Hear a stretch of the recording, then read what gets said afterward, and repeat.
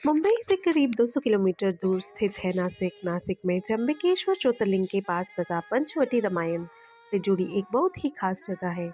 रावण ने देवी सीता का हरण पंचवटी से ही किया था। इसी जगह से इस जगह को हिंदू धर्म में बहुत ही महत्वपूर्ण माना जाता है। जानिए दोस्तों पंचवटी से जुड़ी खास बातें। यदि हम सनातन से जुड़े हैं, हमें अपने सनातन धर्म को जानना चाहिए, पहचानना चाहिए और क्या क्या हमारे सनातन में हुआ था उसका ज्ञान हमें अवश्य होना चाहिए और हमारे बच्चों को भी होना चाहिए।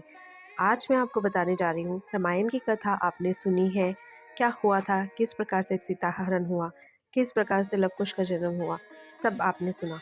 मगर कुछ बातें ऐसी भी हैं जो कुछ कुछ खास जगहों से जुड़ी है रामायण को लेकर के।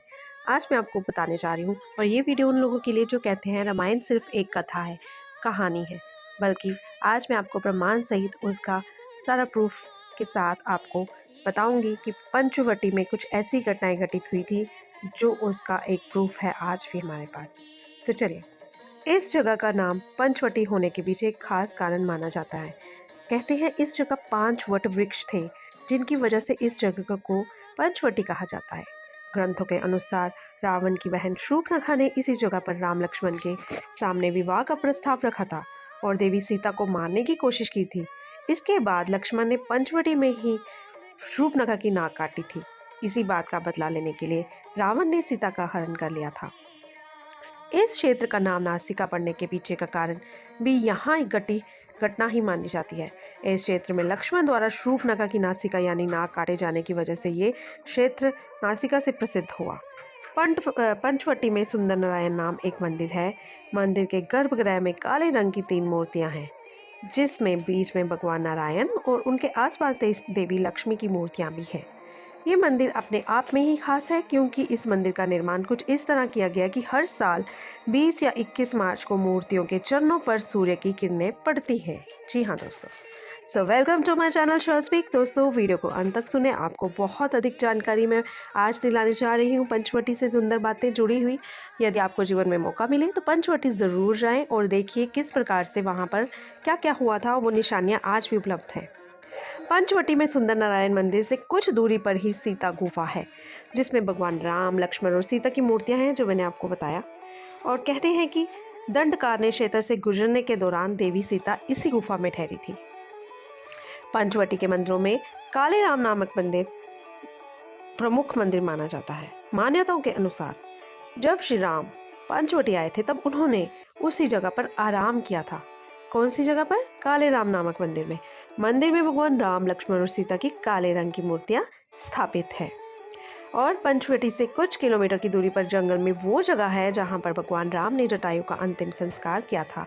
यहीं पर श्री राम ने जटायु के तर्पण के लिए बाण मारकर धरती से जल निकाला था, जिसे सर्व तीर्थ कुंड कहा जाता है। पंचवटी से लगभग 30 किलोमीटर की दूरी पर ब्रह्मणगिरी नाम का एक पर्वत है। इसी पर्वत से गोदावरी नदी का उद्गम स्थान माना जाता है। गोदावरी पूजनीय और पवित्र नदी मानी जाती है। तो दोस्तों, यदि आप वहां जाना चाहते हैं, आपके पास 3 रास्ते हैं। पहला आता है हवाई मार्ग, दूसरा आता है सड़क मार्ग और रेल मार्ग। हवाई मार्ग से यदि आप आ रहे हैं तो मुंबई से नासिक लगभग 200 किलोमीटर की दूरी पर स्थित है। वायु मार्ग में मुंबई पहुंचने के बाद वहां से रेल, बस या टैक्सी द्वारा नासिक पहुंचा जा सकता है आराम से। यदि आप सड़क मार्ग से आ रहे हैं नासिक पहुंचने के लिए, सभी बड़े शहरों से कई वाहन उपलब्ध हो सकते हैं। रेल मार्ग के लिए नासिक पहुंचने के लिए आप मुंबई से नागपुर, कोलकाता, बिहार और उत्तर प्रदेश की ओर जाने वाली किसी भी ट्रेन से सफ़र कर सकते हैं। सो दोस्तों, ये थी हमारी नासिक की प्यारी प्यारी जुड़ी बातें। और इस जगह में एक अलग ही अंदाज होगा। सोचिए, वो धरती कितनी शुभ है, कितनी पवित्र है, जहाँ पर भगवान ने अपनी लीला रचाई होगी, जहाँ पर सीता माता आई होगी, राम लक्ष्मण संग आई होगी। तो दोस्तों, आप इसको जितना हो सके शेयर करें अपने दोस्तों, मित्रों, संगियों के साथ।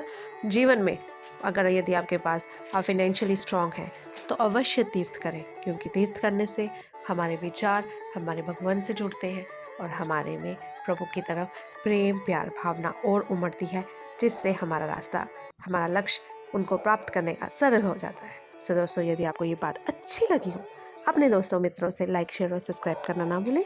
फिर मिलूंगी नई सोच, नई कहानी और थॉट के साथ। तब तक के लिए धन्यवाद। नमस्कार।